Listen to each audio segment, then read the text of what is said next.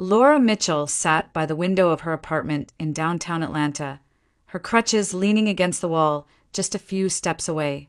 The early spring sunlight poured across the hardwood floors, but for her, the brightness only emphasized the silence of the room. 2 months had passed since the accident, yet every step remained a battle. The doctors had said her body would heal with time, but her spirit felt heavier each day. She spent long hours alone, staring past the glass at the busy streets below, trapped in her thoughts as much as in her weakened body. The 4 walls of her home felt less like shelter and more like a cage.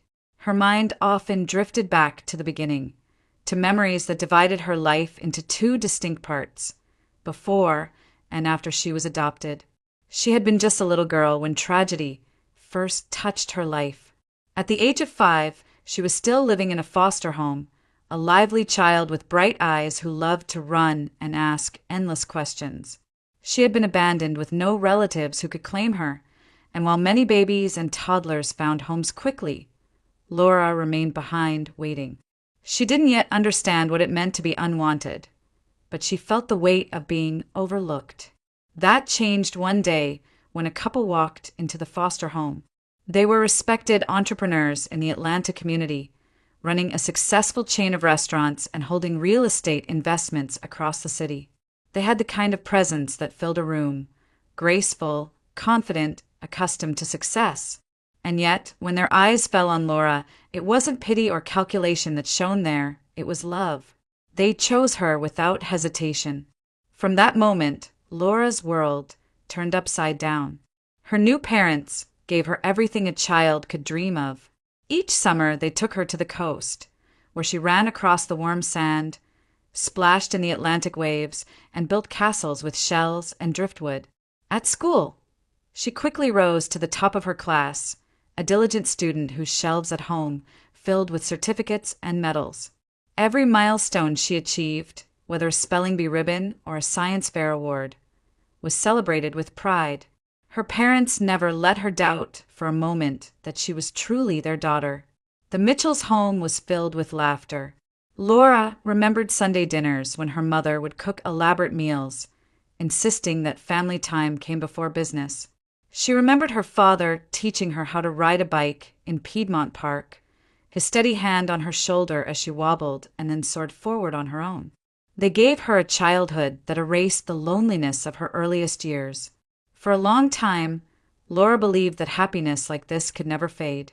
But life is rarely that kind. Her first brush with real loss came swiftly and mercilessly. Her mother, a woman of elegance and warmth, was diagnosed with cancer. By the time it was discovered, the disease had already spread. Doctors spoke in careful tones, offering treatments that came with little hope. Laura was barely old enough to understand the depth of what was happening, yet old enough to see the shadows forming in her father's eyes. Within months, her mother was gone, taken too soon, leaving behind only the faint scent of her favorite perfume in the corners of the house. Her father tried to be strong, but grief hollowed him out. He refused to hire nurses, insisting on caring for his wife until her final breath.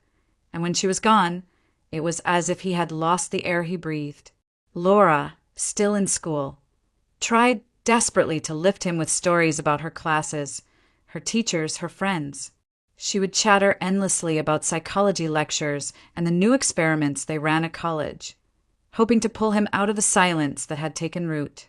For brief moments, she caught a glimpse of the father she knew, a gentle smile, a nod, a word of encouragement. But those moments grew fewer as the days passed. One evening, he called her to his side. His voice trembled as he told her that he didn't expect to live long without her mother, that he and his wife had always watched over Laura as their own child, and that even after death, they would still protect her. He confessed that she had been adopted, though he insisted it never mattered to them. He assured her that she had been the greatest blessing of their lives. Laura wept, begging him not to speak of such things, but he only kissed her forehead and told her she must live a worthy life. Not long after, his words proved prophetic. One morning, Laura found him lifeless in bed, gone quietly in his sleep. He was still young enough to have had years ahead of him, yet heartbreak had stolen them. The shock of that day carved itself into Laura's memory, a wound that would never fully close. In the space of a single year, she had lost both of her parents, the very people who had transformed her world. The community honored the Mitchells with great respect. Their funeral drew business partners, neighbors, and friends, all speaking of their generosity and accomplishments. But for Laura, standing alone beside the casket, it felt as though the world had collapsed. She was an orphan twice over, abandoned once by fate and now by the cruelty of illness and grief. Yet, even in death, her parents had not left her defenseless. They had prepared everything with meticulous care. Through their will, they left her the spacious apartment in the heart of Atlanta and the thriving company they had built together, a restaurant chain paired with valuable real estate holdings. Laura inherited not just property, but also the heavy responsibility of carrying forward a legacy. Now, as she sat in her apartment years later, leaning on crutches and staring at the bustling city, she thought of all she had lost and all she had once been given. The world outside moved quickly, people rushing with purpose, while she felt frozen in place. Her parents had dreamed she would live a full, dignified life. But trapped by her injuries and the growing shadows in her marriage, Laura wondered if she had failed them already. Laura first met Eric Mitchell during her sophomore year at Emory University. He was a few years ahead of her, tall and confident, with the kind of easy smile that made professors indulge his late arrivals and classmates laugh at his jokes. For Laura, still raw from the death of her father, Eric's attention felt like sunlight breaking through storm clouds. He carried her books, walked her across campus, and listened as she spoke about her classes and the heavy emptiness left by her parents' passing. His kindness seemed steady, his presence reassuring in a world that had tilted off balance. Eric came from a modest background, the son of a mechanic and a school secretary in a small Georgia town. He often told Laura that she reminded him of everything he had dreamed of but never thought possible, graceful, intelligent, destined for more.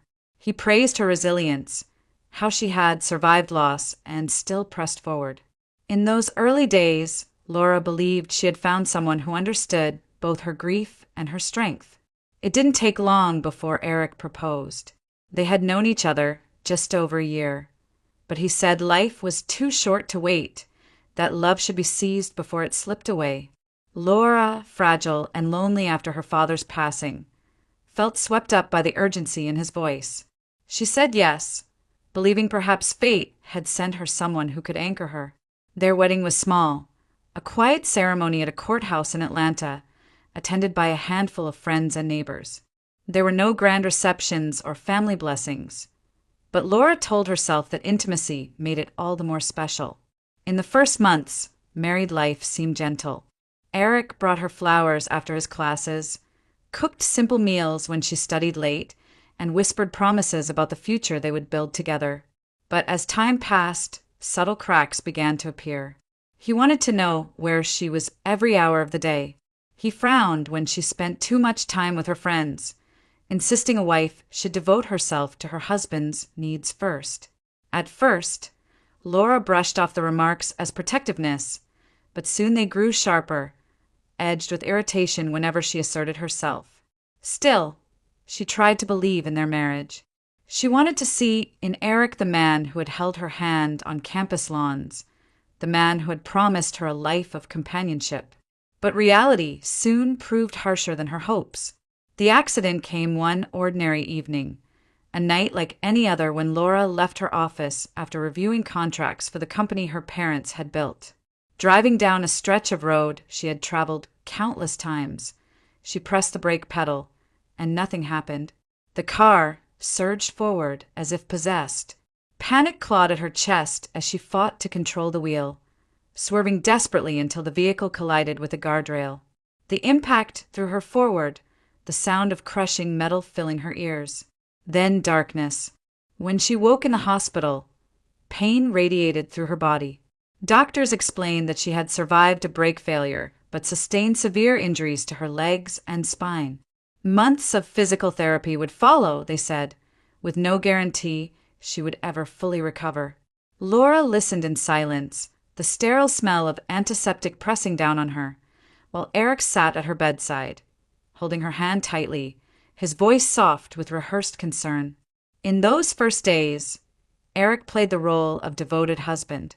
He brought her magazines, adjusted her pillows, and told the nurses how much he loved his wife. But beneath the tenderness, Laura noticed a hunger in his eyes whenever the conversation turned to her company. One evening, as the machines around her beeped in quiet rhythm, Eric leaned forward, speaking in a hushed tone. "Laura, you need rest. You can't worry about business right now.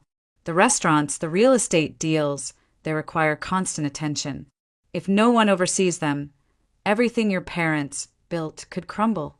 His words sounded practical, even caring, but they carried an urgency that unsettled her. She hesitated. The company was the last link to her parents, a legacy she felt bound to protect. Yet her body was broken, her strength drained. Eric pressed harder, reminding her of their vows, telling her she could trust him completely. "Let me handle everything until you're strong again. I'll report back to you, keep you informed. But you need to sign the papers. Give me power of attorney, just until you recover." Exhausted, vulnerable, and overwhelmed by the thought of board meetings and legal documents she could not possibly face from a hospital bed, Laura finally agreed. She signed her name with trembling hands, passing to her husband the authority her parents had once entrusted to her alone. She told herself it was temporary, that Eric was her partner, that love and loyalty would bind him to honor her parents' memory. But as the ink dried, a faint unease settled in her chest, a feeling she could not yet name, but one that would haunt her long after she left the hospital. When Laura finally returned home from the hospital, she expected at least a measure of comfort. The apartment in downtown Atlanta, once filled with warmth and laughter, now felt like a stranger's space. She moved slowly through the rooms on her crutches, relearning the rhythm of her life, but every step seemed to invite criticism. Eric no longer hid his irritation. "You're too slow," he snapped one morning as she tried to reach the kitchen. "Do you expect me to wait on you forever? I married a woman, not a burden." The words stung more than the lingering pain in her legs. At first, Laura tried to ignore them, telling herself it was stress, that the weight of running the company had made him harsh. But his comments multiplied, each one sharper than the last, until it became impossible to dismiss them as anything other than contempt. Days blurred into weeks. Eric came home later and later, his voice raised more often than not, while Laura shrank into silence. She ate alone, spent long hours confined to the sofa, and listened to the sound of doors slamming. The apartment that had once symbolized her parents' success now echoed with bitterness. Then, without warning, Eric introduced Jacob Reed. The boy was no older than 10, skinny, with eyes too wary for his age. Eric explained that Jacob was the son of a struggling acquaintance who couldn't care for him, and that he would be staying in the apartment. "You'll have company during the day," Eric said, his tone dismissive.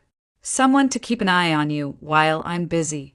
I can't waste my time babysitting you anymore."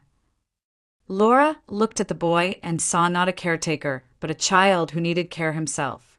His clothes hung loosely on his small frame, and his gaze darted around as though searching for escape. She offered him a gentle smile, one that Jacob returned hesitantly, as though he hadn't been given reason to trust adults in a long while. That night, Eric's cruelty escalated. Sitting at the dinner table, he eyed Laura with disdain. "You can't give me children," he said flatly, stabbing his fork into his food. "So don't complain when I find another way to have a family. Some men don't settle for an empty life, Laura. You should be grateful I'm still here at all." The words hit like a blade. Laura gripped the edge of the table to keep from trembling, forcing herself not to let him see how deeply he had cut her. But inside, something cracked. She thought of the promises he had once made, the tenderness he had shown when convincing her to sign away her authority, and she realized how far he had drifted from that man, or perhaps how carefully he had hidden who he truly was. As if his insults weren't enough, Eric soon crossed a line that left Laura breathless with disbelief. One evening, he arrived home with another woman. Dressed elegantly, the stranger carried herself with the kind of smugness that left no doubt about her role in Eric's life. He didn't bother with excuses or apologies. Instead, he led the woman into their home, poured her wine, and introduced her to Laura as if nothing were amiss. "This is Christina," he said casually. "She'll be around more often. Don't make a fuss."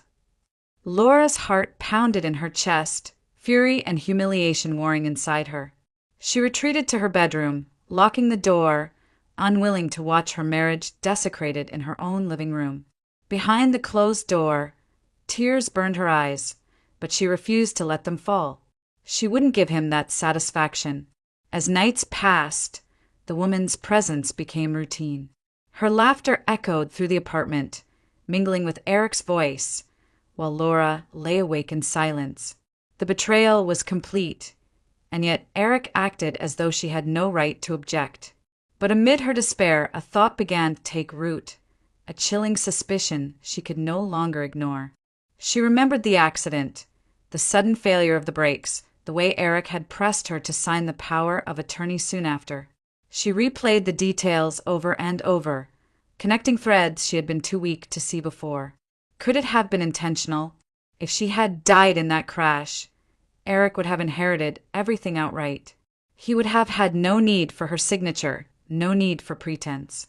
The timing, the urgency in his voice at the hospital, it all pointed to something darker than negligence. Laura clenched her fists, her nails digging into her palms.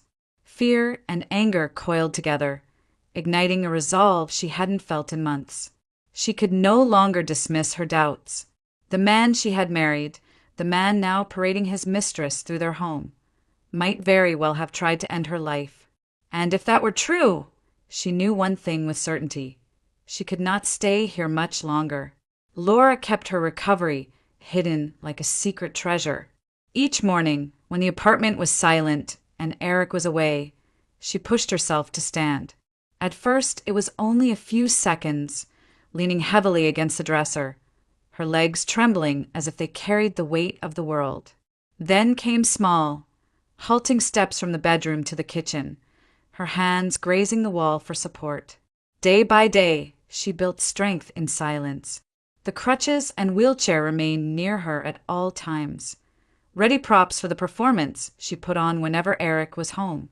He saw what he wanted to see, a wife still broken, still dependent, and Laura let him believe it. The more Eric dismissed her, the harder she worked. She repeated the exercises the physical therapist had once shown her, practicing balance, bending her knees despite the pain, stretching her stride. By the end of 2 weeks, she could walk across the apartment without holding on to anything. Pride flickered inside her chest, not for Eric to see, but for herself, for the girl who had survived worse than his cruelty. One evening, Laura's fragile patience finally shattered. Eric returned late, the sharp scent of expensive perfume clinging to him. With him was Christina, his mistress, dressed in a silk blouse and laughing loudly as they entered the apartment. For the first time, Eric didn't bother with excuses or pretense. He led Christina into the living room, poured her a glass of wine, and gestured toward Laura, who sat quietly on the sofa. "This," he said with a smirk, "is my wife. Don't worry about her. She's nothing more than a shadow of what she used to be. A woman who can't walk, can't give me children, can't even take care of herself." His voice carried through the room, cruel and deliberate. Laura felt heat rush to her face. Every word landed like a slap, stripping away the last remnants of dignity he had once allowed her. She stared at him, refusing to let the tears fall, but inside something broke clean through. Whatever hope she had clung to, whatever remnants of love remained, dissolved completely. Jacob, who had been sitting at the dining table with his school books, froze. His wide eyes darted from Eric to Laura, and then to Christina, who smirked as if the scene were entertainment. Laura's heart clenched when she saw the boy's confusion, his silent plea for someone to make sense of the chaos. She knew in that moment that Jacob, too, had been discarded, used as a prop by Eric, abandoned emotionally the same way she had been. That night, after Eric and Christina locked themselves away in the master bedroom, Laura made her choice. She crept into Jacob's small room, where he sat awake, his knees pulled to his chest. She crouched beside him, her voice low but steady. "Jacob," she whispered, "we can't stay here anymore. He doesn't care about you, and he doesn't care about me. We deserve better. Will you come with me?" The boy blinked, then nodded quickly, as if afraid she might change her mind. For the first time in weeks, Laura felt a surge of hope. They worked quietly, gathering only what they could carry. Laura packed a few changes of clothes, some cash she had hidden away, and the most important documents she could reach without alerting Eric. Jacob tucked his schoolbooks into a worn backpack, his small hands trembling with both fear and excitement. Before leaving, Laura wheeled the chair into the living room and leaned her crutches against it, arranging them as if she had collapsed mid-rest. To anyone looking, it would appear she had never risen at all. She wanted Eric to believe she was still helpless, at least for a while longer. That deception might buy them precious time. Just past midnight, the streets outside were hushed. Laura and Jacob slipped out of the building, their steps cautious but determined. They walked several blocks until they reached the bus terminal, where the dim glow of fluorescent lights buzzed overhead. Laura purchased 2 tickets with cash, her hand steady as she slid the bills across the counter. The bus hissed to life, its engine growling as they climbed aboard. They settled into seats near the back, the windows streaked with the reflection of city lights. As the vehicle pulled away, Laura looked out at Atlanta's skyline, the glittering towers, the streets she had once thought would define her future. Now they felt like a prison she was finally escaping. Jacob leaned against her shoulder, already drifting toward sleep, his trust in her absolute. Laura placed a protective arm around him, her chest tightening with both fear and resolve. Ahead lay the Appalachian Mountains, and with them a cabin she had nearly forgotten, a simple retreat her parents had once purchased for weekends away. It was old, small, and tucked into the hills, but it would be theirs. As the city lights faded behind them and the dark stretch of highway unfolded, Laura allowed herself to breathe deeply for the first time in months. She didn't know exactly what awaited her in the mountains, but she knew this. She had chosen freedom over humiliation, hope over despair. Whatever came next, she and Jacob would face it together.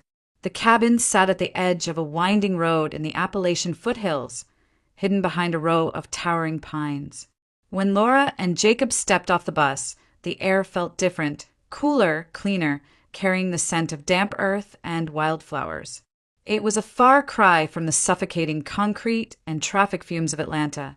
By the time they reached the cabin, the sky was streaked with fading light, and Jacob's eyes widened at the sight of their new refuge. The place had clearly stood untouched for years. Dust coated the wooden railings and cobwebs clung stubbornly to the corners of the porch. The shutters creaked as Laura pushed one open, revealing a modest but sturdy interior. Wooden floors, a stone fireplace, and furniture covered with white sheets. It was nothing like the modern apartment they had left behind, but as Jacob stepped inside, his face lit with wonder. "It's like a house from a storybook," he whispered, his voice tinged with awe. Laura smiled faintly. "It's old, but it's ours now, and together we'll make it feel like home." The two of them worked side by side, pulling sheets from the furniture and sweeping away layers of dust. Jacob giggled when a puff of dust rose into the air, sneezing dramatically before returning to his chores. Laura found herself laughing too, real laughter, the kind she hadn't known in months. Each small act of cleaning felt symbolic, as if they were brushing away the remnants of the pain they had carried with them. By the time night fell, they had managed to clear the main room. Laura rummaged through the cabinets and found a few old cans of beans, a box of pasta, and a jar of spices still sealed tight. It wasn't much, but it was enough. She cooked a simple meal on the small stove, and when the two of them sat down at the wooden table, Jacob's eyes glistened. "This is the best dinner I've ever had," he said softly, clutching his fork as though it were precious. Laura tilted her head, her heart aching. "It's just pasta and beans, sweetheart." He shook his head.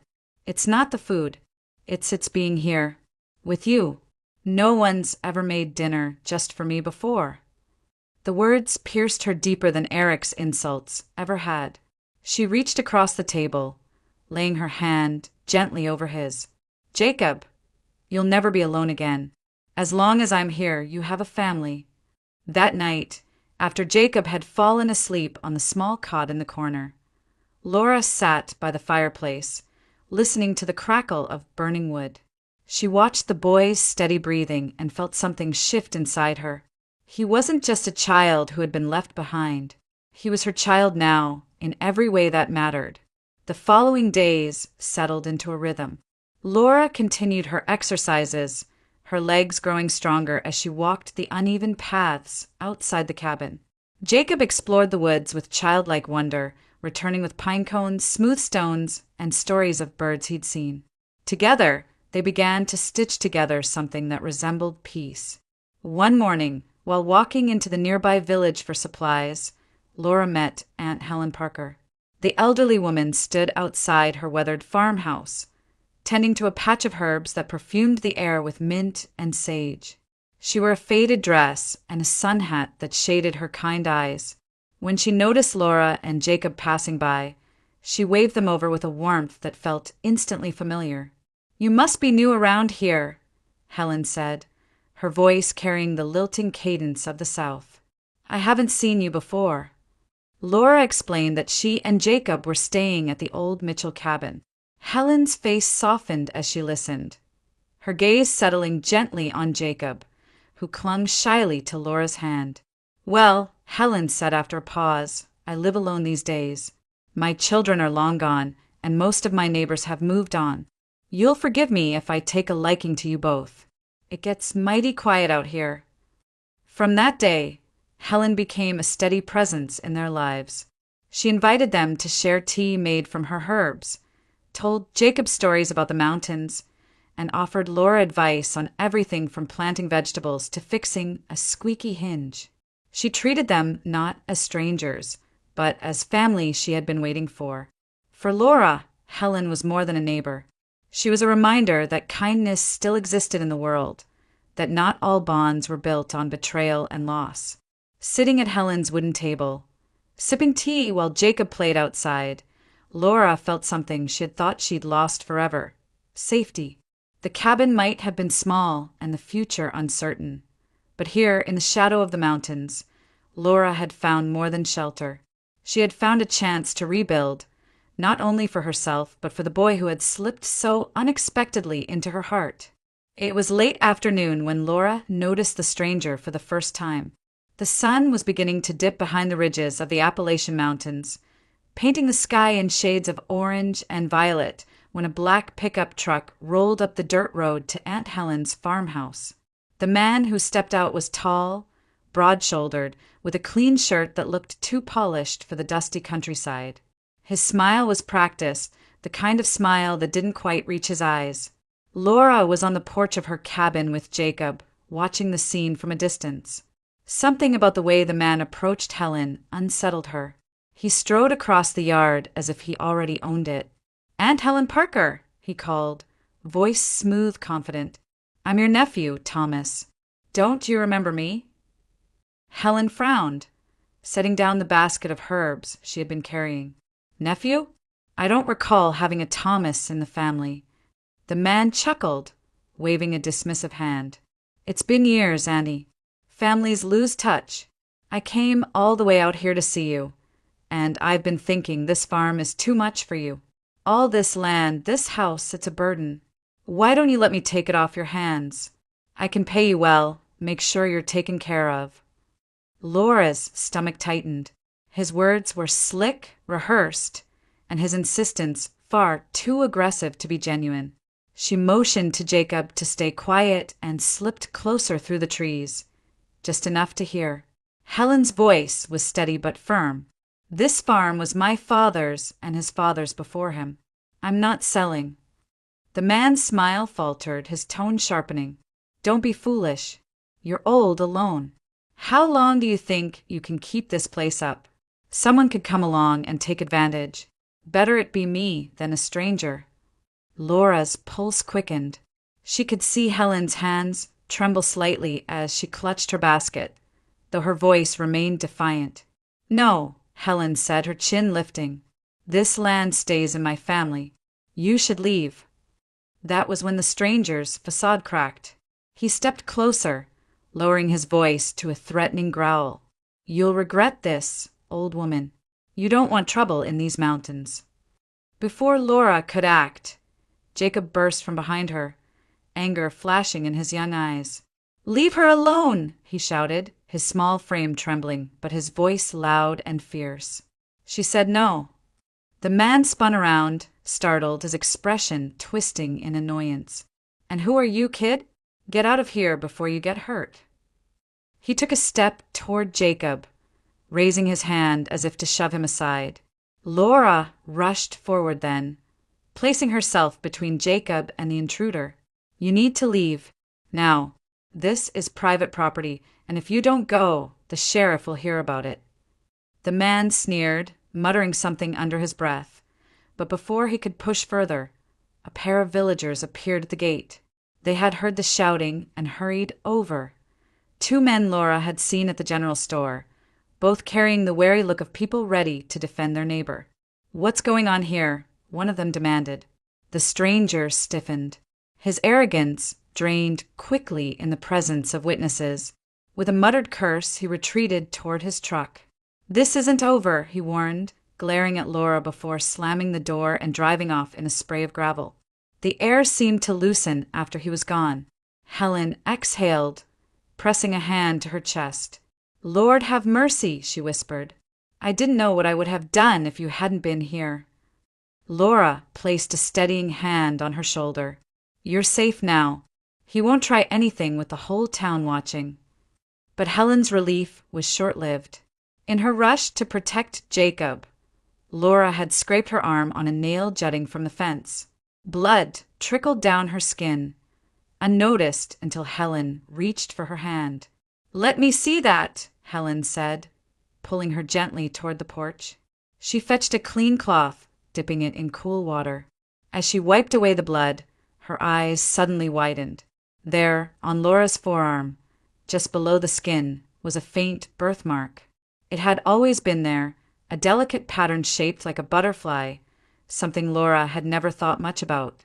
But Helen froze, staring as if she had seen a ghost. My word, Helen whispered, her voice trembling. That mark. I've seen it before. Laura looked at her in confusion. What are you talking about? Helen's hands shook as she pressed the cloth against the wound, her gaze fixed on the birthmark. Years ago, I was a midwife in this very county. There was a birth, 2 girls. Both had the same mark, a butterfly on the arm. But one of them, she disappeared, taken away. And now here you are, standing in front of me. Laura's breath caught. The world seemed to tilt as her mind scrambled to make sense of the words. 2 girls? A sister she never knew? She looked down at the mark that had been with her all her life, suddenly seeing it in a new light. Helen lifted her eyes to meet Laura's, filled with both wonder and sorrow. Child, you are not alone. You have bloodkin somewhere out there. I would swear it on my own soul. For a long moment, Laura couldn't speak. Jacob, still clutching her hand, looked up at her with wide, searching eyes. She tightened her grip on him, her heart pounding with questions she had never thought to ask. The danger had passed, but in its wake, a truth far more powerful had been revealed, one that would change everything Laura thought she knew about herself. Laura sat at Helen's kitchen table, her hands wrapped tightly around a mug of herbal tea she could barely taste. The revelation still echoed in her ears. 2 girls, both with the same butterfly-shaped mark, born in this very county decades ago. She traced the faint outline on her arm with trembling fingers, trying to reconcile the idea that somewhere, out in the world, there might be another woman carrying the same mark. Helen leaned forward, her voice low but steady. I'll never forget that night. It was a stormy evening, rain pounding on the roof, the kind of storm that rattles windows. A young mother was brought to me in labor.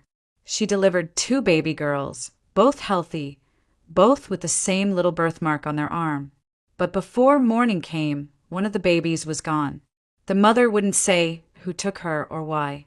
I asked, begged even, but she only cried. After that night, I never saw her again. Laura's breath caught. The story struck deep, cutting into the mystery of her own life. She had always known she was adopted, but her parents had spoken little about the circumstances. They had only told her she had been abandoned, left without explanation. Could this be the missing piece? Her voice was barely more than a whisper. You're saying I might have a sister. Helen's eyes softened, but her gaze did not waver. I can't say for certain, child, but the mark on your arm, it's too rare, too exact to be coincidence.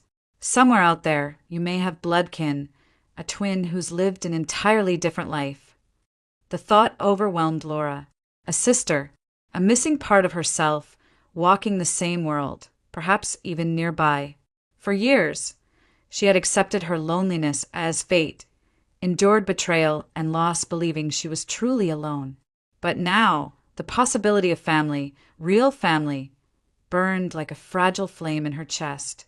Jacob, sitting beside her, fidgeted nervously. Does this mean you're going to go find her? He asked, his small voice uncertain.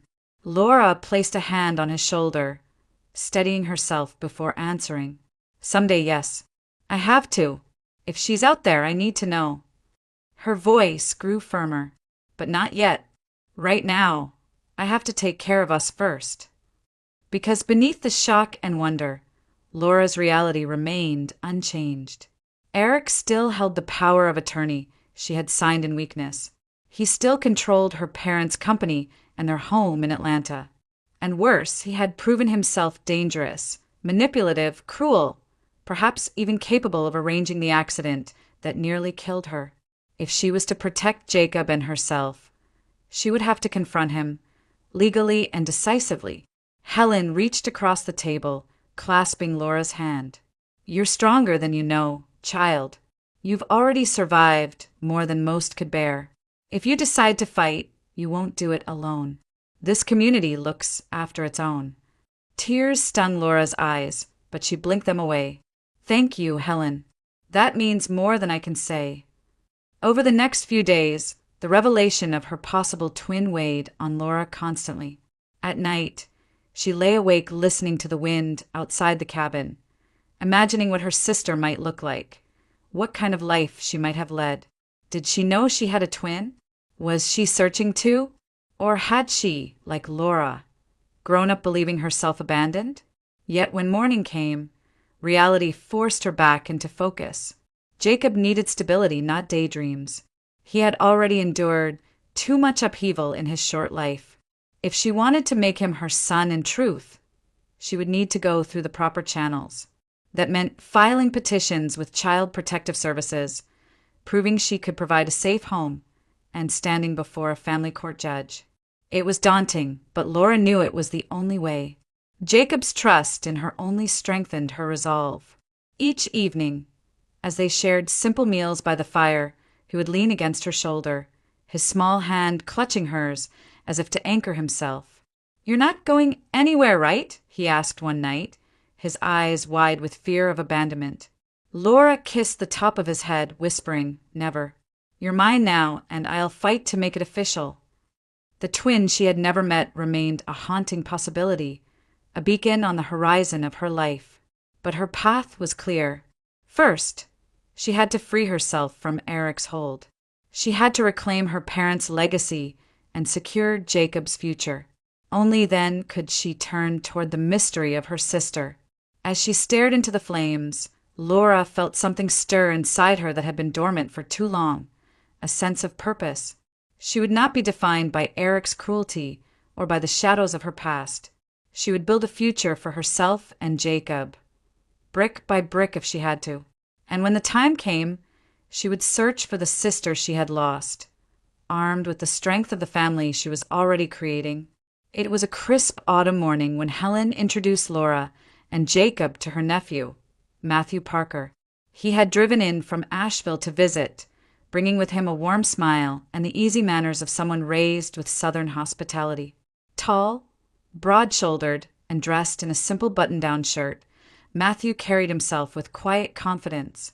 He greeted Laura with a firm handshake, but when his eyes shifted to Jacob, his expression softened instantly. "Well now," he said kindly, crouching to Jacob's height. "You must be the brave young man Aunt Helen's been telling me about. She says you've got a good heart and a head full of courage." Jacob blushed under the attention, but a small smile crept across his face. From that moment, a bond began to form between them. Matthew was no stranger to responsibility. Though still young, he had already built a successful construction business that specialized in restoring historic homes across North Carolina.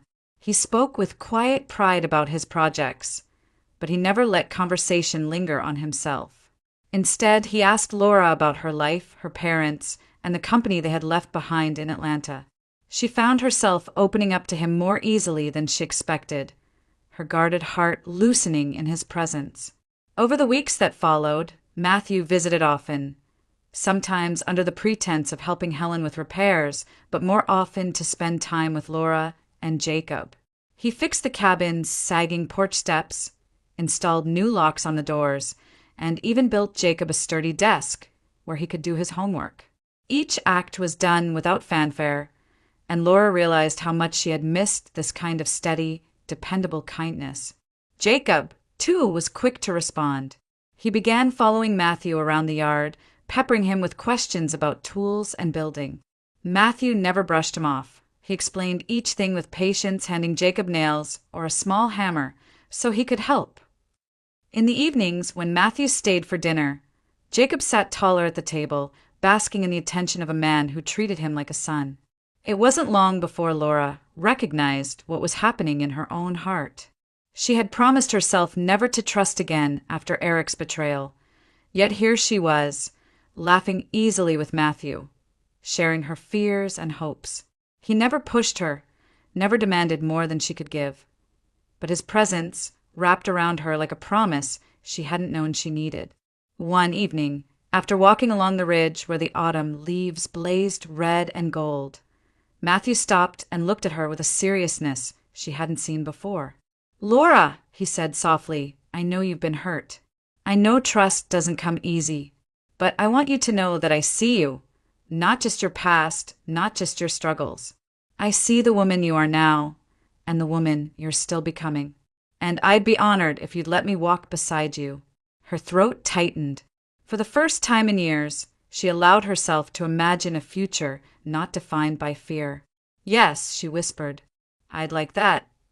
Plans for a small wedding began quietly, with Helen fussing happily over details and Jacob bubbling with excitement at the thought of being part of a real family. For a while, life felt steady, as if peace had finally returned. But peace was fragile, and it shattered the day Eric Mitchell appeared.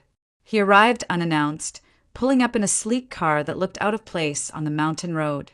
When Laura opened the door, her breath caught. He looked the same, sharp suit, confident smirk, but there was a coldness in his eyes that made her blood run thin. "Well, well," Eric drawled, stepping inside without waiting for an invitation. "You've done well for yourself. Cozy little life, new friends, even a replacement husband in the works. But let's not forget, you're still my wife, and I'm not giving you a divorce." Laura stiffened. "Eric, it's over. You need to accept that." He laughed, the sound bitter. "Over? Hardly. You signed the power of attorney, remember? Everything, your father's company, that apartment in Atlanta, it's mine now. And you think you can just run off into the hills with some country boy and a stray kid? No, Laura. I'll see you ruined before I let that happen." Before Laura could respond, Matthew stepped forward, his jaw tight. You need to leave. Now. Eric's gaze flicked to him, dismissive. And who are you supposed to be? Another man trying to live off her name? You'll find I don't scare easily. The tension was broken only when Helen appeared in the doorway with Sheriff Collins, the local lawman who had already heard rumors of Eric's visit. The sheriff's hand rested casually on his belt, but his eyes were sharp. Is there a problem here? Eric raised his hands mockingly. No problem at all, Sheriff. Just a husband visiting his wife. But once Eric was gone, the weight of his threats lingered.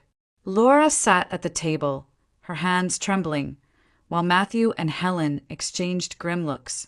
We'll have to fight him in court, Helen said finally, her tone resolute. He can't keep control of what's rightfully yours, and you'll need legal help. Good legal help. Matthew placed a hand on Laura's shoulder. Whatever comes, you won't face it alone. We'll stand with you, all of us. For the first time since Eric's return, Laura allowed herself to breathe. The battle ahead would be fierce, but she was no longer fighting in silence. She had allies now, and a family worth protecting. Laura's hands trembled as she clutched the slip of paper Helen had pressed into her palm.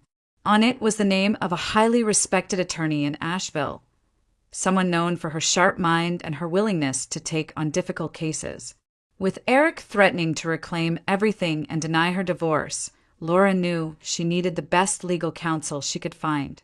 Even so, as she and Matthew drove down winding mountain roads into the city, her stomach churned. Facing Eric in court would mean reopening wounds that had never fully healed. The law office was in a brick building on a quiet street. Its sign read, Caroline Mitchell, Family and Estate Law. The name struck Laura like a faint echo, stirring something she couldn't quite place. She shook it off, reminding herself that coincidences were common. Mitchell was not an uncommon surname in Georgia or the Carolinas. Still, unease lingered as she pushed open the glass door. Inside, the office was neat and welcoming, lined with shelves of leather-bound law books. A young assistant ushered her into a conference room and said the attorney would be with her shortly. Laura smoothed her skirt, her heart thudding against her ribs. She barely noticed Matthew taking a reassuring seat beside her, or Jacob fidgeting quietly with a zipper on his backpack. When the door opened, Laura looked up and the world tilted.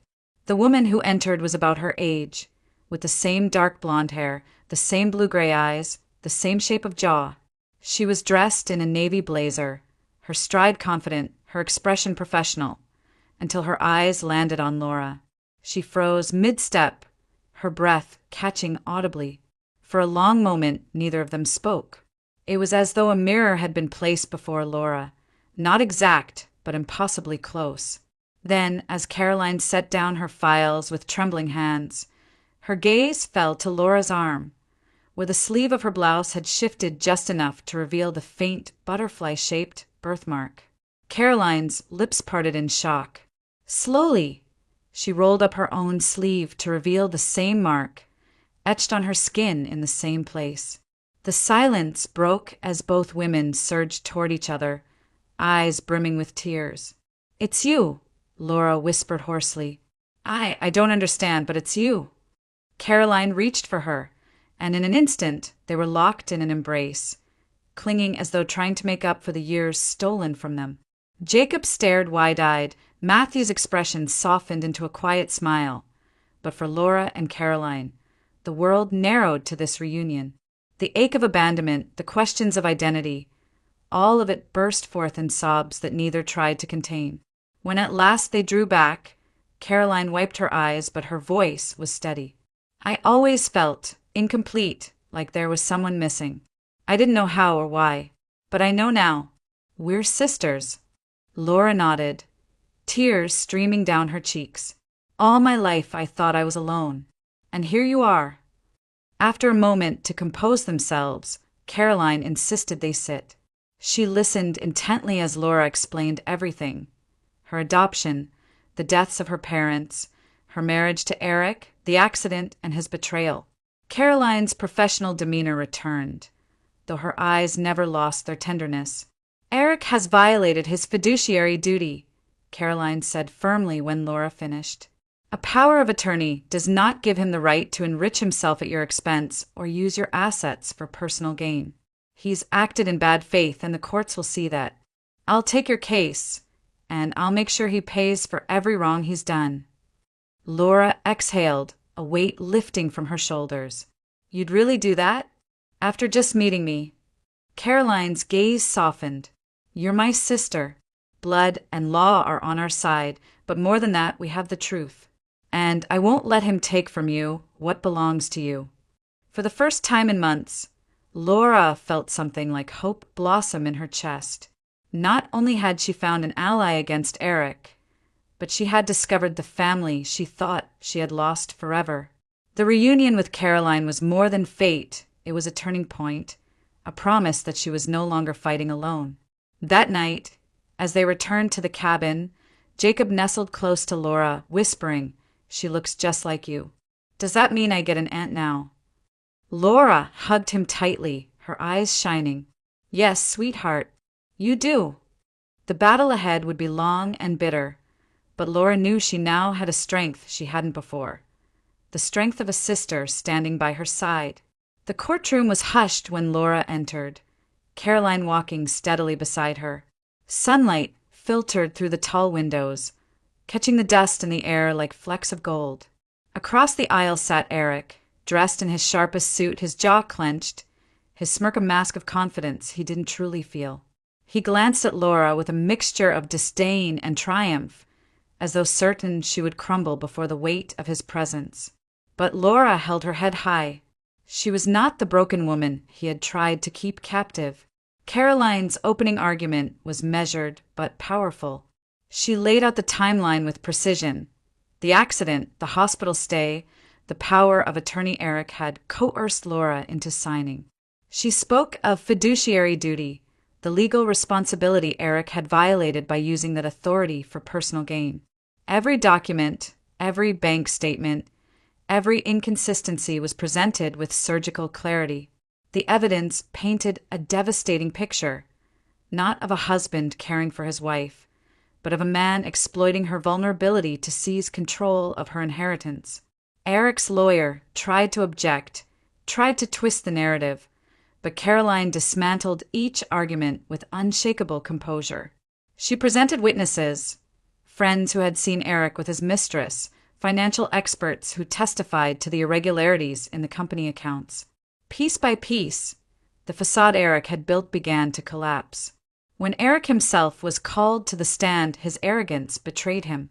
He spoke with the same condescension he had once reserved for Laura, dismissing her as weak, insisting he had only ever acted in her best interest. But under Caroline's relentless questioning, his lies unraveled. His temper flared, his mask slipped, and the judge's stern gaze grew colder with each outburst. At last, the verdict was read.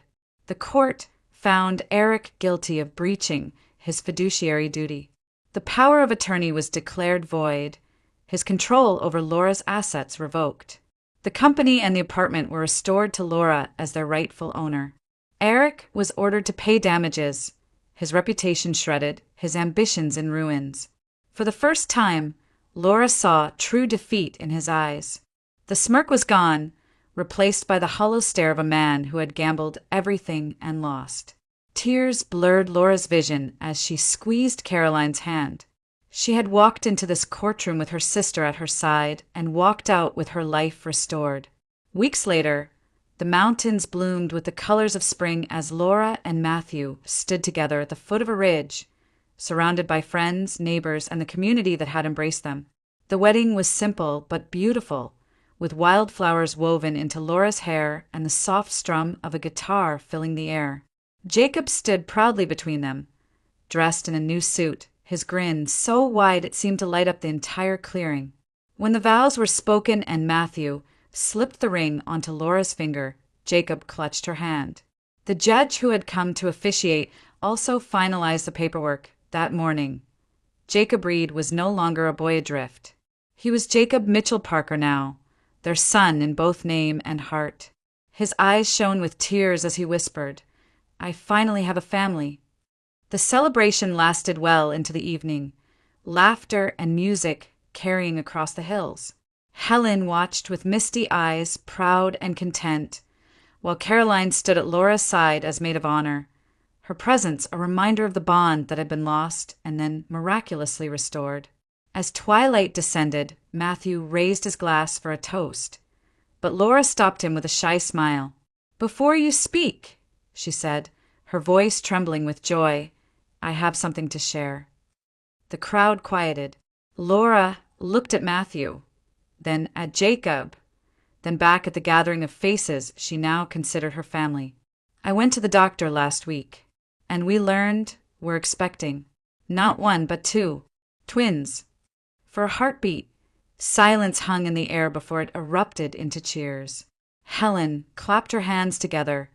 Jacob shouted with glee, and Matthew pulled Laura into his arms, his laughter ringing out as he kissed her. The mountains seemed to echo with the joy of it. In that moment, Laura felt the circle of her life complete. She had known betrayal, cruelty, and loss. She had walked through shadows that once threatened to consume her. But she had also discovered resilience, found love where she least expected it, and uncovered a family that stretched beyond blood into chosen bonds. Her story was no longer one of being broken or abandoned. It was a story of survival, of truth shining through deception, of love triumphing over greed. And as she stood with Matthew and Jacob beneath the endless sky, her hands resting over the new life growing inside her, Laura knew with certainty that love, courage, and truth would always outlast betrayal and ambition. In the end, that was the sweetest victory of all. The teacups were still warm. The almond cookies I had baked the night before sat untouched on the porcelain plate. It was 7 p.m., the exact time Thomas usually walked through the door, but this time he wouldn't. I stared at the front door for longer than I cared to admit, almost expecting to hear the sound of his key turning in the lock. But there was only silence, the kind of silence that settles into the bones when something is gone for good. My name is Vivian Carter, and for 15 years I believed I had the kind of marriage people envied. Thomas was calm, accomplished, the kind of man who always made a room feel more grounded the second he entered. He never raised his voice. He was never late. He brought me flowers on Sundays, wore crisp button-downs, and never let me worry about the mortgage. We didn't have children. Life just flowed, as if we were two puzzle pieces that simply clicked. But what I didn't know, what I was about to find out, was that puzzle had missing pieces. And one of them was hidden in a place I had never been allowed to go. Thomas died on a Thursday. They said it was a heart attack. I remember the doctor's face as he said it, kind, rehearsed, detached. Massive myocardial infarction, he said. He went quickly. I nodded like I understood, like it made any difference. But it didn't. Not when you've just lost the only person you thought truly knew you. The funeral was a blur of black clothing, polite condolences, and unfamiliar faces telling me how wonderful my husband had been. I clung to Claire, my best friend since college, who kept handing me water I didn't drink and food I couldn't swallow. It wasn't until my sister Rachel arrived, her perfume too sweet, her hug too long, that something shifted in me. "I'm so sorry, sis," she whispered, her voice just a bit too smooth. Thomas was like a brother to me. I wanted to believe her. I really did. But something in the way she looked at me, it wasn't grief. Later that evening, as she poured herself a drink in my kitchen, she said, "Hey, I know it's not the time, but Thomas loaned me money. I was hoping to get that settled, now that you're taken care of." I stared at her. "What money?" I asked. She blinked, then smiled like I was being silly. "Oh, I guess he never told you." Something inside me twisted. That night I couldn't sleep. I kept walking through our house, touching the furniture like it could tell me something. The bookshelves, the polished floors, the framed wedding photo that suddenly felt like it belonged to strangers. That's when I saw them, Thomas's keys, still sitting on the hallway table. I picked them up and there it was. The key I was never allowed to use. The one shaped differently than the others. The key to his garage. I had asked about it once. Years ago. There's nothing interesting in there, he said, smiling. Just tools. Grease. You wouldn't like it.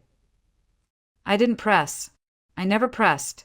That was our marriage. Easy, comfortable, and full of quiet spaces I wasn't supposed to enter. But now I had nothing to lose.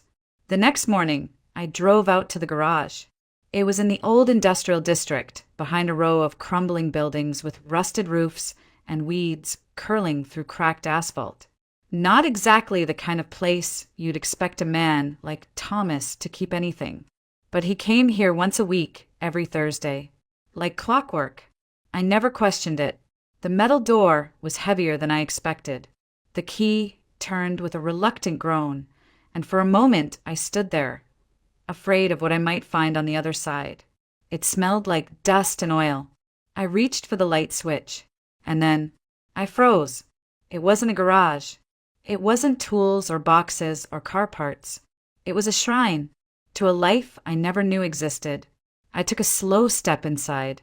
The fluorescent lights flickered to life overhead, casting a pale glow over the strangest room I had ever seen. The walls were covered, completely covered, in photographs, news clippings, hand-drawn charts, and travel maps. On one wall, dozens of printed photos were pinned in neat rows like some sort of obsessive collage. And every single one of them had Thomas in it, but not the Thomas the first knew. In these pictures, he wasn't wearing his usual tailored suits or polished demeanor. He looked different, relaxed. Worn jeans, casual shirts, messy hair. His face was softer, his posture less guarded. And in almost every photo, he was standing beside a woman. The same woman. She was beautiful, younger than me by at least 10 years, with dark hair and sharp, intelligent eyes. They were close, too close. Her hand on his arm. His face turned toward her with a smile I hadn't seen in years. In one photo, they were at the beach. Another in a ski lodge. Then one at a candlelit dinner. There were timestamps handwritten on the back of some of them, 7 years ago, 5, 3, one from just a few months ago. August 2024. That one stopped me cold. Because on that day, I was at home cooking his favorite meal, waiting for him to return from a client meeting. And now I was looking at a photograph of him sitting beside this woman and a man in his early 30s. The three of them were smiling, like a family. There was a name scribbled faintly on the back in Thomas's handwriting. Isabel and Logan. August 2024. My knees buckled. I reached for the metal desk in the center of the room to steady myself. That's when I saw the papers. Files stacked high. Bank transfers, corporate records, letters from overseas firms, tax documents that didn't match anything I knew about his business. And in one folder, a medical report. My eyes scanned the header. Crescent Heart Institute. It was dated less than 2 months ago. I found Thomas's full name printed at the top, followed by a diagnosis I could barely pronounce. Ischemic heart disease. Stage 3. Risk of cardiac arrest. High. He knew. He knew he was dying. He knew. And instead of talking to me, instead of preparing me, instead of even hinting at the truth, he spent his last days building some secret world with another woman, another life, another child? Because that's what the young man in the photo had to be. Their son. My stomach turned. 15 years. 15 years I stood by him.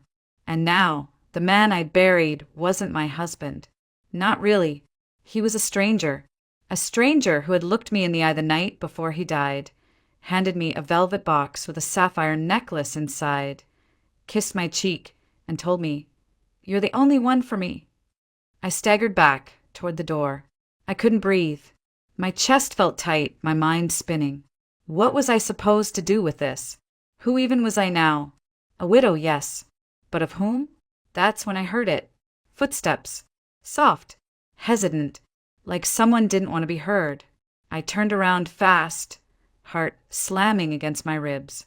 And standing in the open doorway was the young man from the photo. Same dark hair.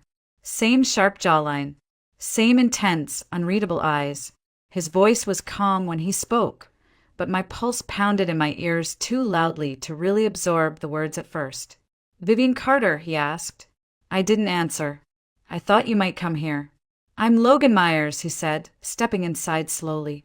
"Thomas Carter was my father." And just like that, the floor disappeared beneath me. I don't remember what I said first. Maybe nothing. Maybe I just stood there, gripping the edge of the desk like it was the only solid thing left in the world.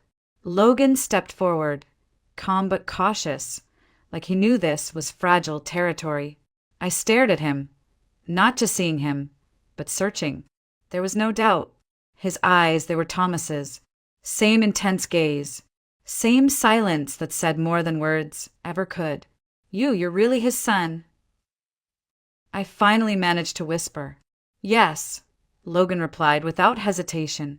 "And I'm sorry. I never wanted you to find out like this." "How long did you know about me?" I asked, my voice barely above a breath. "My whole life," he said with no trace of apology. "He didn't tell me much, only that he was married, that you didn't know about me. He kept us very separate. My mother, Isabel, respected that. She never wanted to interfere. But after she passed away last year, things changed." Passed away. So now she was gone, too. Just like Thomas. I sat down in the dusty chair near the desk. My legs couldn't hold me up anymore. "Why are you here?" I asked. "Why today?" Logan reached into his backpack and pulled out a folded document yellowed at the edges. He held it out, and I hesitated before taking it. "It's a draft of a will," he said. "Unfinished. Unofficial. My father gave it to me 2 weeks before he died. He said the official one would go to you, but this was just in case." I unfolded the paper, and there it was, Thomas's handwriting, steady and familiar, looping across the page like it always had on birthday cards and dinner notes. It wasn't notarized, just scribbled lines dividing assets. Mention of Logan. A reference to a company I'd never heard of, Mercury South Holdings. And one more thing, access to remaining documents secured in office vault. Code linked to personal item gifted to V. I froze. Personal item. Gifted to me. The necklace. The sapphire necklace he gave me just 2 nights before he died. That wasn't just a gift. It was a key. I touched my collarbone instinctively, though the necklace wasn't there. I had left it at home, tucked in its box because it felt too heavy to wear. Now it felt even heavier. "What is Mercury South Holdings?" I asked, still scanning the document. Logan took a breath. "One of his private firms. Not public. Not on paper. He used it to move money. Internationally. After my mom died, I started digging. There were transfers I couldn't trace, offshore accounts in my name I never opened. I think he was trying to secure something. For you. For me. For all of us." My mouth went dry. "Why?" "Because he knew time was running out," Logan said quietly. "And because he didn't trust the people he worked with." I looked up. "What people?" Logan's face darkened. He never said names, only that if something happened to him, someone would come looking. For information, for leverage, for what he left behind. I leaned back in the chair, my thoughts racing. A second safe, a company I'd never heard of, a necklace that might hold a code, and a man I had loved for 15 years, who'd built an entire world outside of me. "You're saying there's more," I said. "That the will, the files, the photos, all of it was just the beginning." Logan nodded. "I think he left things behind, not just for us, but to protect us." I stood slowly, my legs still unsteady, and looked around the room one last time. It no longer felt like a shrine. It felt like evidence and a warning. "I need to go home," I said, voice hoarse. "I need that necklace." "Can I come with you?" Logan asked. "If you'll let me." I paused, then nodded, because whether I wanted to or not, this was now our story. I didn't go home right away. I couldn't. I needed space to think, to breathe. So I called Claire. Within 20 minutes, I was on her couch, hands wrapped around a mug of tea I wasn't drinking, the sapphire necklace sitting on the table between us like a live grenade. Claire didn't ask questions. She never did, not until I was ready. And when I finally told her everything about the garage, the photos, Logan, the will, she didn't say, "I told you so." She just whispered, "I'm so sorry," and reached for my hand. But I wasn't ready to cry. I wasn't ready to collapse. I needed answers. I needed someone to blame. So I drove to Rachel's condo. It was a newer building on the north end of town. One of those luxury developments with underground parking, coded gates, and concierge service. Strange, for someone who had always complained about money. As the elevator climbed, I could feel my anger rising with it. She opened the door barefoot, wearing silk pajamas and a glass of wine in one hand. Her makeup was perfect. Her hair styled like she was expecting company. "Well, if it isn't my grieving sister," she said with a smug smile. "Come to inspect the widow's inheritance." "Cut the crap, Rachel," I snapped. "We need to talk." I pushed past her into the living room, where a framed photograph caught my eye. It was her and Thomas, laughing, toasting champagne. The date, stamped in the corner, made my stomach flip. 5 years ago. What the hell is this? I demanded, pointing at the frame. Rachel sauntered over, taking a long sip of her wine. "Oh, that? A company holiday party. You were too tired to come, remember? Thomas insisted I join him." She said it like it was nothing, like sharing champagne with my husband while I stayed home folding laundry was completely normal. "We always got along so well," she added casually. I turned to face her fully. "How well, exactly?" Her smirk faltered. "I know about Isabel," I said. "I know about Logan. About the garage. The fake company. The will. I know everything. So if there's more, tell me now." Rachel's eyes narrowed. She walked over to her liquor cart, refilled her glass, and said softly, "Fine. You want the truth." She set the glass down and placed a hand on her stomach. "I'm pregnant," she said, "and it's Thomas's." I didn't move. I didn't speak. My brain just shut down. 10 weeks, she continued. I found out a week before he died. He knew. He said he'd take care of everything. He even told me he would leave Isabel soon. I froze. "You were still seeing him after Isabel died." Rachel gave a small shrug. She was never supposed to be permanent. I was always the one who stayed. I felt like I was floating outside my body.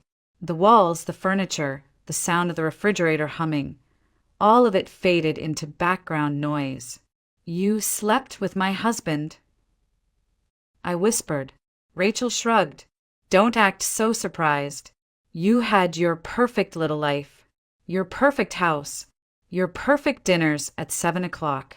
Meanwhile, I was struggling to pay rent, working dead-end jobs, listening to Mom compare us like I was some failed version of you. Then Thomas started showing up, offering help, listening." She looked up at me, eyes suddenly sharp. "You were his routine. I was his escape." The slap came before I realized I'd raised my hand. Rachel's head snapped to the side. Her wine glass shattered on the floor. She didn't cry. She didn't yell. She just smiled. "Now, there's the real Vivian," she said. "Not the prim, perfect wife. The woman who just found out she's been living a lie." I turned away, breathing hard, hands trembling. "Why didn't you tell me?" I asked, quieter now. "Because you never would have believed me," she said. "You always thought I was jealous. And maybe I was. But this wasn't about you. This was about me finally getting something for myself." I shook my head. "You didn't just take something. You stole everything." She walked closer, her expression suddenly unreadable. "Say what you want, but that baby growing inside me, he or she is your family, whether you like it or not." My throat tightened. I wanted to scream, to break things, to rewind time. But instead I said, "I'll honor what Thomas left in his will. Not for you, for the baby, because they didn't ask for this mess." Rachel blinked. Her voice softened for the first time. "You mean that?" "I don't know what I mean," I whispered. "But I know this. I need to leave." I walked toward the door, ignoring the glass crunching under my shoes. My fingers trembled as I grabbed the handle. "Behind me," she called out. "You think I'm the worst thing Thomas did." I didn't answer, because I wasn't sure anymore. I didn't go home that night. I couldn't bear to step into that house with its carefully arranged dinnerware and untouched bed. Instead, I returned to Claire's, clutching the sapphire necklace in my fist like it might burn a hole through my skin. She didn't ask where I'd been. She just opened the door, looked at my face, and said, "You need sleep." But I couldn't sleep, not when every room in my mind was crashing inward. The next morning, Logan picked me up in his car. "Claire came too," she insisted. "You're not going into your husband's secret vault without backup," she said, tossing her coat over her shoulder. Thomas's office was in a high-rise downtown. He'd always called it just a satellite space when I asked somewhere to take private meetings, he'd said. I never once set foot inside. But Logan had a key card. "I'm listed as a co-owner," he said, scanning us through security. The receptionist barely glanced up. Thomas had built a life so compartmentalized, it never needed explaining. The elevator ride felt like years. At the 14th floor, Logan led us to a glass-walled office with cold, modern furniture and no trace of warmth. Not a single photo of me. No framed memories. Just sleek surfaces, gray walls, and a subtle scent of cologne I hadn't smelled before. "There!" Logan pointed to a large, abstract painting mounted behind the desk. "The safe's behind that." I reached into my bag and pulled out the necklace. My fingers found the small clasp. I twisted it counterclockwise. Click! A hidden compartment popped open on the back of the sapphire pendant. Inside, a thin metal plate no larger than a SIM card. Numbers were engraved along the edge. Logan took it carefully and slid it into the keypad on the safe. A low beep, then a soft whir. The door opened. Inside were stacks of documents, a sleek black flash drive, a small wooden box, and a single silver key attached to a tag that read, "Bank Safe Deposit Federal Trust." Logan pulled out the documents. Contracts, transfers, financial statements. Some of these names, they're international banks. He wasn't just hiding money, he was moving it. Offshore. Fast. I picked up the flash drive, but didn't plug it in. Not yet. Then I opened the small wooden box. It was a ring. A simple gold band with a small diamond. My breath caught in my throat. It wasn't mine. Inside the band, an inscription. And always. Not V. Not me. N for Isabel. "Jesus," Claire whispered beside me. Logan looked away, jaw tight. "He bought her a ring," I said, my voice barely audible. "He was going to propose. Or maybe he already had." I couldn't move. Couldn't speak. Couldn't cry. Because there, in the cold silence of my dead husband's office, I realized the truth I hadn't dared name. He loved her. He might have loved me too, in his own way. But her? She got the part of him that was real. The part that smiled in photographs. That vacationed. That laughed. And the rest? The rest was a performance. A polished husband with dinner at 7 o'clock, roses on Sundays, and a safe full of secrets. Then Logan handed me a letter, folded neatly, my name on the front. I unfolded it with shaking hands. "Vivian, if you're reading this, it means I'm gone. I'm sorry. I never had the courage to tell you the truth, to say out loud what I should have said years ago. I was selfish. I built 2 lives because I couldn't give up either. And in the end, it cost me everything. I loved you. I know that sounds empty now. Maybe it always was. But I did, in the only way I knew how. I wanted you to have peace, to be safe.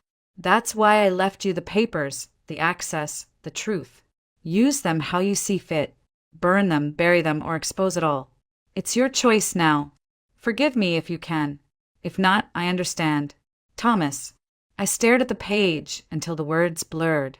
Then I passed it to Claire.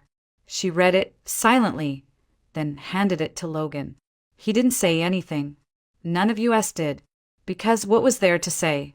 The man we'd all thought we knew had shattered like glass, and all we could do now was decide what to do with the shards. We left the office in silence, the kind of silence that doesn't come from peace, but from the absence of anything left to say. Claire drove. Logan sat beside me, and I stared out the window watching Charleston blur into a palette of autumn gray. My dead husband had lived a life I never touched. Now we were holding the pieces of it in our hands, and we didn't know who else was watching. That night, as I tried to sleep on Claire's pull-out couch, my phone rang. Unknown number. Vivian Carter, a man's voice said. Yes, I answered, already on edge. This is Gordon Blake. I was a business associate of your husband's. My stomach dropped. I believe you have something that belongs to me. I don't know what you're talking about. Yes, you do, he said, calm as still water. The documents from the safe. Some of them concern international transfers, accounts I helped set up.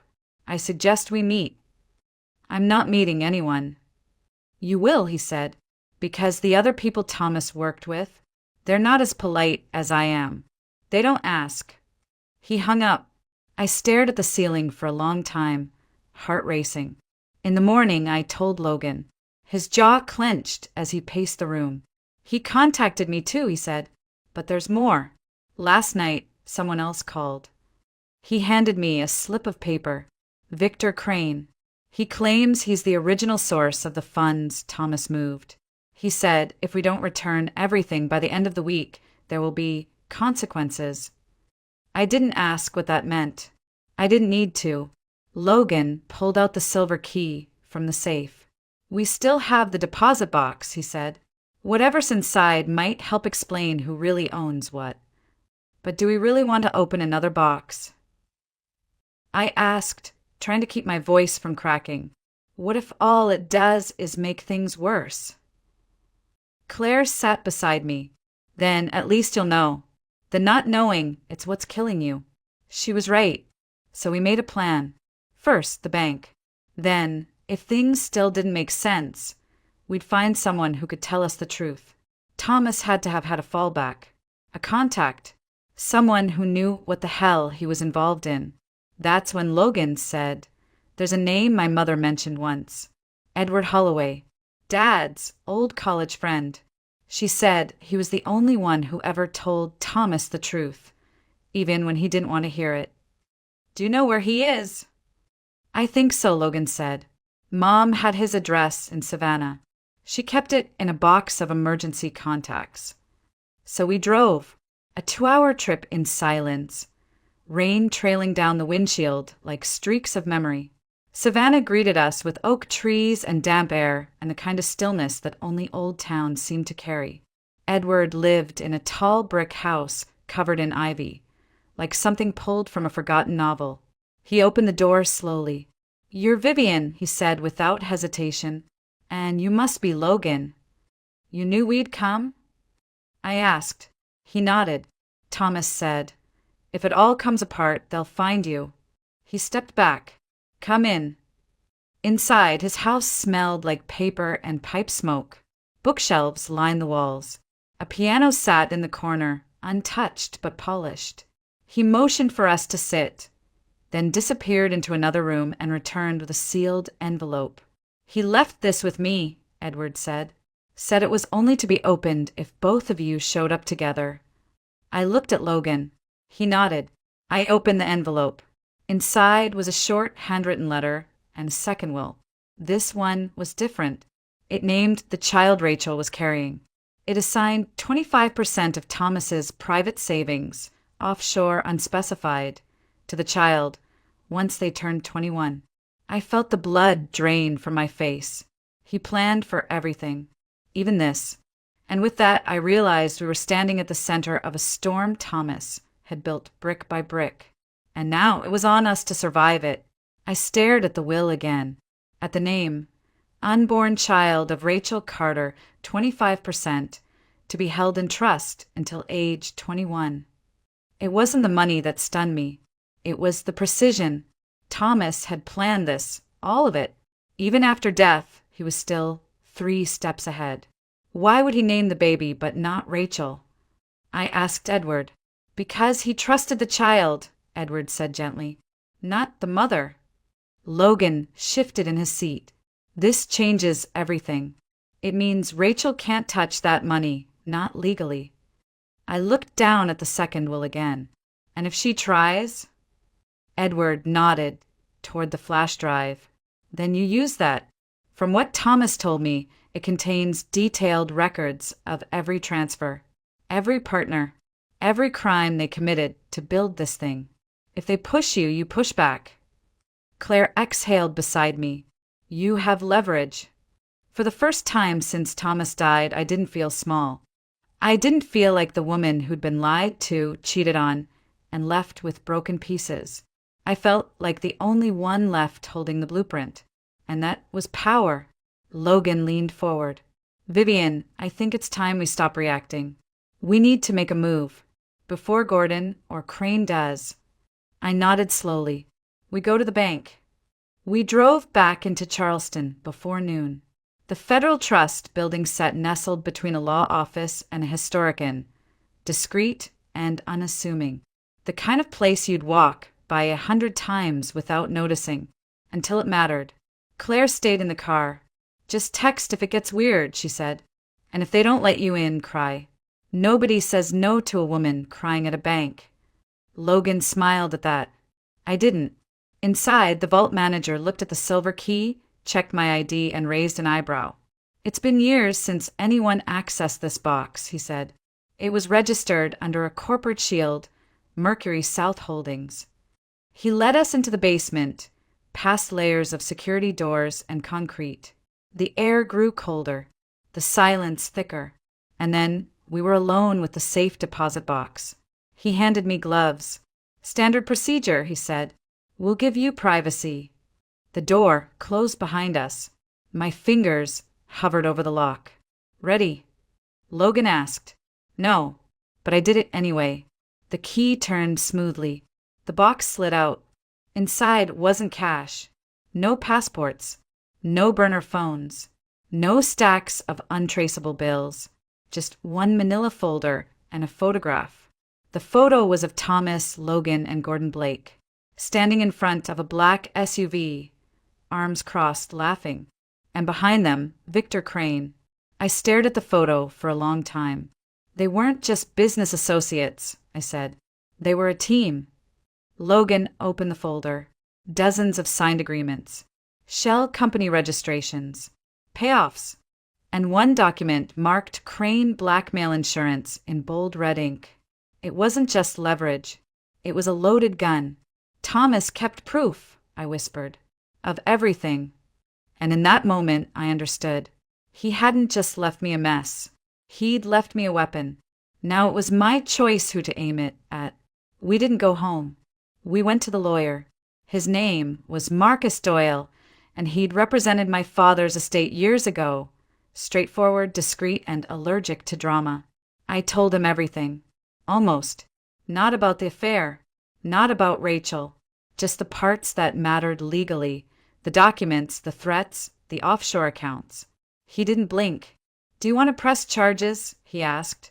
No, I said. I want insurance. He nodded. Then we'll copy everything. Digitally. Physically.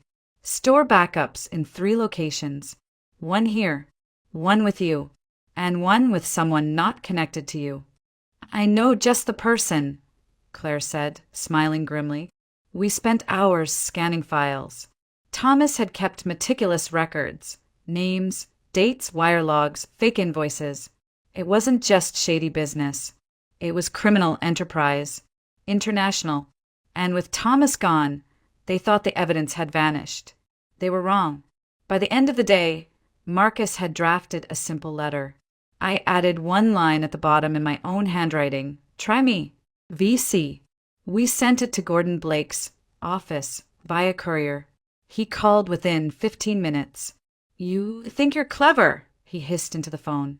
You're in over your head." "No," I replied calmly. "You are. Because the next call I make is to the IRS. And after that, Interpol." There was a pause, then laughter. "All right," he said. "What do you want?" "Nothing," I said. "I just want you to stop. No calls. No threats. No late-night warnings.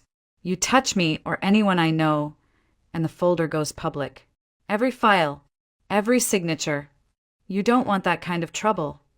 "I already have that kind of trouble," I said. "The difference is, I'm not afraid of it anymore." He hung up. 2 hours later, Victor Crane called. His tone was different. Smooth. Polished. Like a man used to charming his way through locked doors. "Vivian," he said, like we were old friends. "I've heard about your discoveries. I think we're starting off on the wrong foot." "There is no foot," I said. "Just your signature on a dozen illegal transfers." He laughed softly. "All hypothetical, of course." I let the silence stretch. Then I said, "I know you think you can handle this. But here's the thing, Mr. Crane. I have no reputation to lose. No company to protect. I have nothing left of the life I knew. And that makes me very, very dangerous." That shut him up. I ended the call. Logan and I sat on Claire's porch that night, the flash drive in his pocket, a copy of the folder buried in the planter box behind us. Paranoid? Maybe. But when you've been lied to by the person you trusted most, paranoia starts to feel like survival. "I didn't know he was capable of all this," Logan said quietly. "My mom, she always said he was complicated. But I thought she meant sad, not corrupt." "He was both," I said, "and maybe more." I stared up at the stars, cold and steady above us. "We're not done yet," I said. "There's one more thing we haven't opened." Logan frowned. "What?" "The flash drive." The flash drive was small, black, unmarked, like it had nothing to say unless you asked the right way. We didn't open it that night, or the next morning. It took me 2 days. 2 days of preparing myself for whatever truth was still waiting. 2 days of rehearsing my reactions, as if practicing would make betrayal feel any less sharp. Logan sat beside me on the couch. Claire brought tea again. No one said a word as I plugged it in. A single folder appeared. For Vivian inside, one video file, dated just 10 days before Thomas's death. My fingers hovered, then clicked. The screen went black, then flickered to life. Thomas. Not the one I'd seen in wedding photos or seated across from me at dinner. This Thomas looked hollow, eyes tired, shirt wrinkled, like he hadn't slept in weeks. He leaned forward. "Vivian," he said, "if you're watching this, it means I didn't make it. Or maybe I ran out of time." He sighed and rubbed his face. "There's no easy way to say this, so I'll just say it. You were never the one I needed to hide things from. You were the one I wanted to protect. But I waited too long, and now everything's closing in." He paused. "There's someone you need to be careful with. Someone you trust more than you should." My heart slowed. He looked straight into the camera. "It's Rachel." The room went still. She wasn't just someone I slipped up with. It wasn't that simple. She planned this. From the beginning. The pregnancy wasn't an accident. The night I told her I couldn't keep doing this, she changed. Said if I left her, she'd go public. With the money. With the shell accounts. With everything I'd buried to keep you safe. He leaned closer. "I think she killed Isabel." My mouth went dry. "I can't prove it," Thomas said. But the timing was too perfect. Isabel had just packed her bags. Told me she booked a one-way flight to Lisbon. Then the car crash. Single vehicle. No witnesses. The brakes failed, they said. But she had the car serviced the day before. He looked into the camera, his voice trembling. Rachel knew she was pregnant. Isabel didn't. That's what changed everything. An accident, they said. No foul play. But Rachel knew she was pregnant, and Isabel didn't. Claire covered her mouth. Logan's fists clenched. "I tried to make it right," Thomas said. "I moved the money, created backups, made sure that if something happened to me, you would have the power. I'm sorry it took this much damage for me to finally do the right thing." He looked away, then back again. "I was weak, but you're not. And if you want to walk away from all of this, do it. Take what's yours and leave them in the dust. But if you decide to fight back, don't do it alone." The screen froze, then cut to black. I sat there, unmoving, for what felt like hours. He knew. He knew what Rachel was capable of. He knew what was coming. And still, he tried to control the narrative even in death. Maybe out of guilt, maybe out of fear. But now he'd handed me the truth. And it was time to decide what to do with it. Rachel didn't know I'd seen the video. Not when I invited her to brunch. Not when I hugged her at the door, said how much I missed her, how we should talk like real sisters again. She smiled like a woman who thought she'd won. She wore a pale blue dress that hugged her belly just right. "He kicks when I drink orange juice," she said with a laugh, rubbing her hand over the bump. I smiled too, but my eyes didn't. We sat on the porch of Claire's house. Logan stayed inside. Claire poured sweet tea and left us alone. "I'm glad you reached out," Rachel said, folding her hands neatly on her lap. "I was worried you were angry." "Why would I be angry?" I asked softly. "Because my husband was sleeping with my sister? Or because he left you part of the inheritance?" Rachel blinked. That was the first crack. She shifted in her seat. "Vivian, this is hard for both of us." Thomas was confused, torn. "But he loved you." "No," I interrupted. "He didn't love me. He pitied me." Rachel flinched. I leaned forward. "And he feared you." Her face stilled. I placed the flash drive between us. Rachel's lips parted, just slightly. "I know about the accounts, the manipulation. I know he was planning to leave you. And I know about Isabel." She didn't blink, didn't move, just said, "You can't prove anything." "You're right," I replied. "But I don't have to." She frowned. I stood up. "Because I'm not going to court. I'm not going to press charges. I'm not going to fight for some half-baked justice system to fix this." I looked her straight in the eye. "I'm going to walk away and leave you here with everything you thought you wanted. The money, the child, the lies." Rachel stood up too. "You think that scares me?" "No," I said, "but it will." Then I turned and walked inside where Logan was waiting. Later that afternoon, I met with Marcus Doyle again, handed him the flash drive, a signed affidavit, and one instruction. "If anything happens to me, it goes to the press. All of it." Then I went home, to the house I once shared with Thomas. It was quiet now. Still, I walked through each room, touching the backs of chairs, the door frames, the cracks in the floorboard we never got around to fixing. I opened the closet, packed one suitcase, left the rest. When I reached the garage, I locked the door behind me. Not because I was hiding anything, but because I wasn't coming back. 1 week later, I boarded a flight to Colorado. Fresh air, new name on the lease, a tiny cottage near the mountains. No secrets, no safes, no more pretending. Just me, Vivian Carter, widow, survivor, not the woman who was lied to, but the one who turned silence into power.